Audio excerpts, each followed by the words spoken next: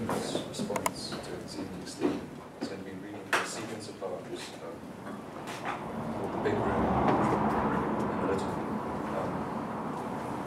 They're historical and imagined rooms. I guess it's quite a maudlin sequence. And ultimately, I think I'd like to construct a house of these rooms. So I guess the theme is really, it's not sort of incarceration as such, but sort of enclosure. The first one I'm going to bring features a dead Italian actor. It's called A Room in Taiwan, 2010. And how many desert miles of the web has she crossed tonight, searching for the home address of Mastroianni? Mastroianni is no longer among us.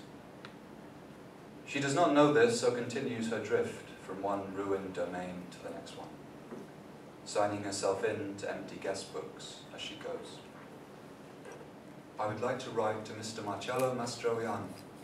Please, if anyone know where he is. I dream us in light of stars and great city, Rome. I want to be like Kiss of Vanita Ekberg. Mastroianni, whose 1,000 pictures in these forums lose him on pages like psalms of man atop of man, where this girl, at her tropical desk, who lists for his deep, romantic heart, touches a hit counter once in the dark.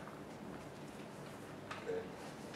The next one is called A Room in Paris, 1855, and it features a dead French poet. An alchemist's gas lamp reaches shakily into one corner, returns with nothing. Some paintings nobody has a particular opinion on are nailed over Rose ballroom wallpaper.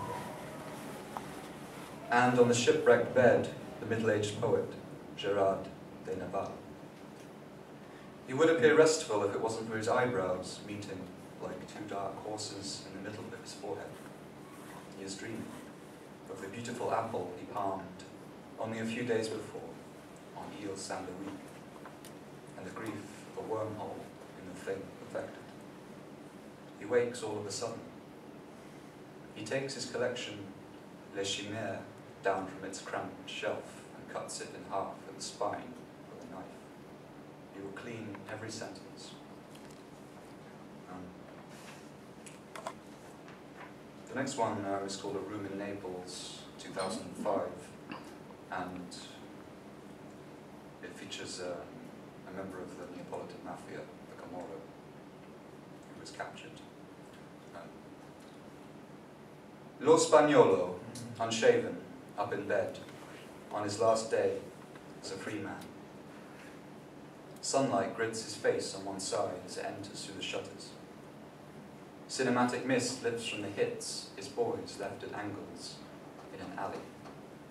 Heavy now at 40, the bite gone somewhat from his muscles. All of his superstitious tattoos wind to the quiet of the old country. At this age, he's just started reading. There's the unlikely Leopardi some Monica or Mona gave him for some Valentines. He tries Sylvie, though puts it aside when he reaches Where My Life Was Burning Out.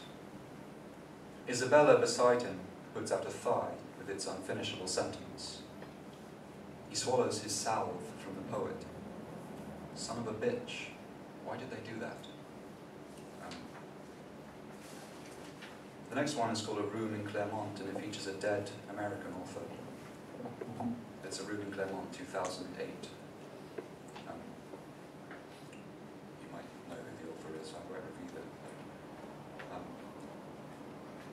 In the writer's ear, the air conditioner, not a blue jay or a river or a woman's hand abandoned on the benchstone, as some writers approaching his position would be prone to hear, but just the air singing blandly of escape.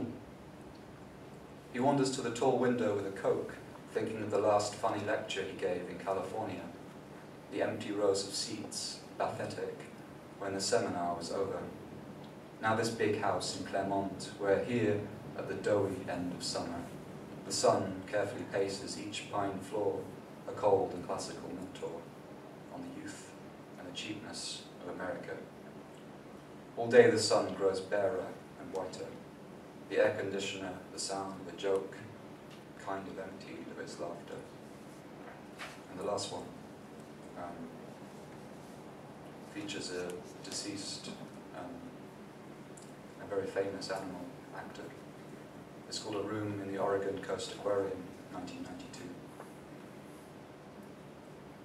The young keepers come with their steadies to smoke in the wide recesses of the observation bay. For a long moment nothing, then the dark runt of him slivers the surface. His dorsal melted over. Those beautiful clouds patched around his eyes. Whoa.